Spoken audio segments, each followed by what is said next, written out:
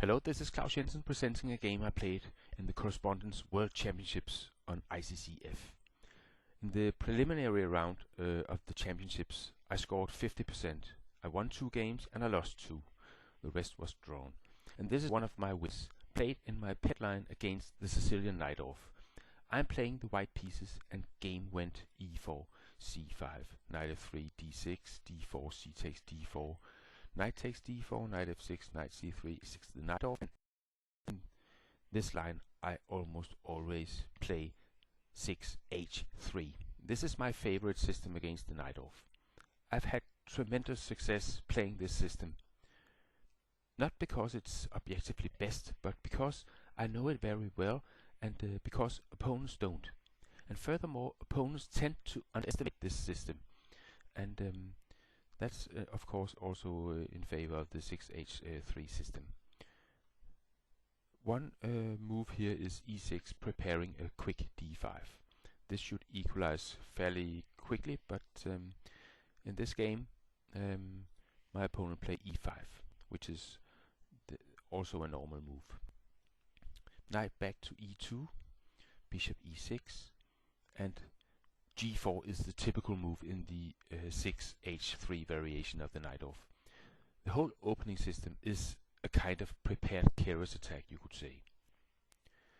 In this position my opponent played knight b to d7, which is a rare move, making an early decision on where the knight should go. It is sometimes better on c6, and therefore the more normal moves here are h6, which is designed to prevent my g5 lines, but also weakening the king position very early on. Another move, and perhaps the best move, is bishop e7. It's simple, developing move, and black can later decide whether the knight should go to d7 or c6. A third alternative was d5, but this immediate break in the center is not popular, and although it has been tried sometimes. But knight b d7, I played bishop g2, bishop e7, knight g3, castles. With knight f5, I'm eyeing the d6 pawn, and this is already a small problem for black early on. The knight on d7 blocks the queen's defense of the d6 pawn. So, in fact, he has to move his knight again, because queen c7 doesn't work, obviously, because the bishop is hanging. And bishop takes f5, you wouldn't want to play a move like this. E takes f5, then the b7 pawn is hanging, and this is absolutely terrible for black, because I can start a early pawn storm on the king side. So knight b6 makes sense, defends the d6 pawn, and I play g5. And one could say that this attack is premature. White has not developed his pieces, and the king has not yet castled. But black is slightly disorganized already, and white must take advantage immediately. I was expecting here knight e8. I would follow up with h4, and we would have an interesting position. But my opponent played knight f to d5, and he can do so because I cannot take the pawn on, the knight on d5, leaving my knight on f5 on prise. So I played knight takes d5, and after knight takes, my knight has to go. But since the black knight on d5 is on prise, I'm allowed a free knight move, so to speak, which could just as well be knight takes g7, cracking open their king position. If king takes, then simply e takes here, and bishop and h4, white having an extra pawn, and yeah, an interesting position. My opponent chose another alternative. He played knight f4. I took the knight, he took the knight, and I played my bishop back to d2, and he grabs back the pawn here, bishop takes g5, and after a very interesting opening we have reached a middle game, which is looking balanced. There's only one key imbalance, however, and this is king safety. As we'll see in the game, king safety plays an all-important role. h4 came here, and of course bishop takes h4 doesn't work because of queen h5. And if bishop goes, then there's a checkmate. So he goes back to e7. He could also have traded bishops. Perhaps that would even be a better option for black. But bishop e7. Queen f3, queen d7. And I'm putting my king to safety and bringing my rook into play. And I believe white is an edge here already. King h8. And with bishop h3, I prepare to exchange black's good bishop, which cannot possibly be a bad idea for white. He takes, I take, he plays f5. And in this position I play bishop c3. It's a dangerous diagonal for black, pointing right down to his king. And there's also this direct threat of bishop takes d5 because of the pin in the d file. So he goes back to c8 to unpin the pawn. Rook g3. Surely the rook belongs to the open file. And here bishop takes h4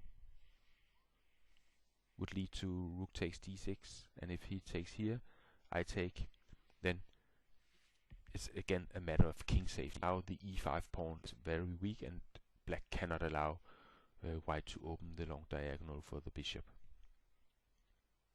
So he plays queen c6 instead. I never really considered e takes f5 in this position because it would force an exchange of queens, which I believe is in black's interest, since his king safety problem is much less of a problem without queens on the board. So if I take here, he could take here, and I will be forced to change off trade off queens. So that was never a consideration. I played queen h5 instead. Black grabs the pawn, and while he grabs a pawn, my queen goes deep into enemy territory. Queen h6 with a mate threat. He has to go rook g8, and my queen can go to e6. He exchanges rooks, and it is a forced move. And how should we evaluate this position? Well, white is pawn down, but as compensation he has more active pieces and much better king safety. And the computer here says slight advantage for white. I was much more optimistic when I played this game and was pretty sure I could win it. Here I played bishop d2, leaving the long diagonal for a moment, because g5 is also a nice square. He went queen f3, and I considered bishop g5. He could go bishop g7, I could take on d6, he could take on g3, I could take on f5. And here material is even again, but he has activated his pieces somewhat, and I thought this was not the best chance. So instead I played a3. And b3 might look more logical to give my king some luft, but then my bishop could lack some support if it should return to c3 at some point. So I thought a3 was the better move, and also a kind of a waiting move in this position. Black takes the pawn, I take on f5, and queen g6. Black would still love to exchange queens, but that's of course not to be. So queen back to f3, threatening on b7. And he went rook c8 with a mate threat. My bishop got back to c3. Now it's nice to have a pawn b2. And now if queen h6 check and taking on h4, then I would take on b7. And my queen entering the black position is looking promising. And also bishop h6 check, rook back to b8, then queen d5, and there are threats on d6 and also on e5. Something like bishop takes, pawn takes, queen takes, and then the rook would also be hanging. So my opponent went back to b8, and I played h5, queen to e6, king b1, bishop e7.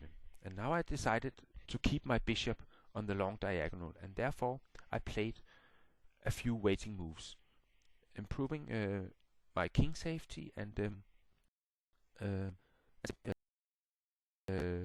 putting my bishop on a safe square. So I play b3 now, rook to c8, and then bishop back to b2.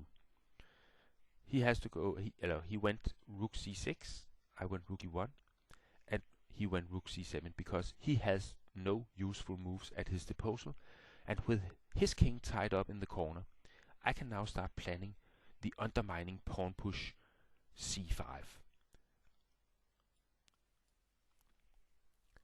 And as preparation, I started a4. He goes back and forth with his rook. I play a5 to prevent b6, which could again prevent c5. So rook c7, c4. Now c5 is soon possible. He went rook d7, h6, threatening a rook to e7 at some point. And if bishop f6, c5, d6 and rook f1 is very good for white. So he took the pawn on h6, but that makes d5 available for me.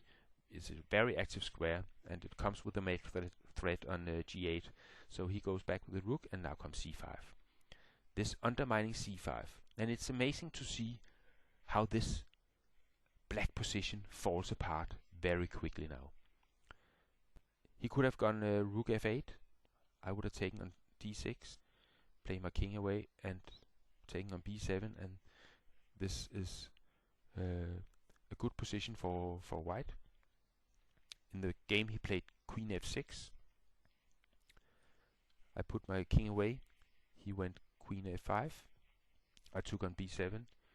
He went back with the queen, and I took on a6. And black was so busy defending his king that I could simply grab the queenside pawns. And now they are a problem for black. He goes bishop f6. I go c6. Now I have a couple of dangerous passes on the queen side. Queen e8, queen d5, rook c8, rook f1, king g7, and bishop c1. And now black resigned in view of, if he takes the pawn on c6, then I would go rook g1, and when he goes back to the corner, then comes the nice rook g8, and the black rook is overloaded, as was the black position in general throughout this game. And I hope you enjoyed this video, and I hope to see you on my chess website at klausjensen.com. Bye bye for now.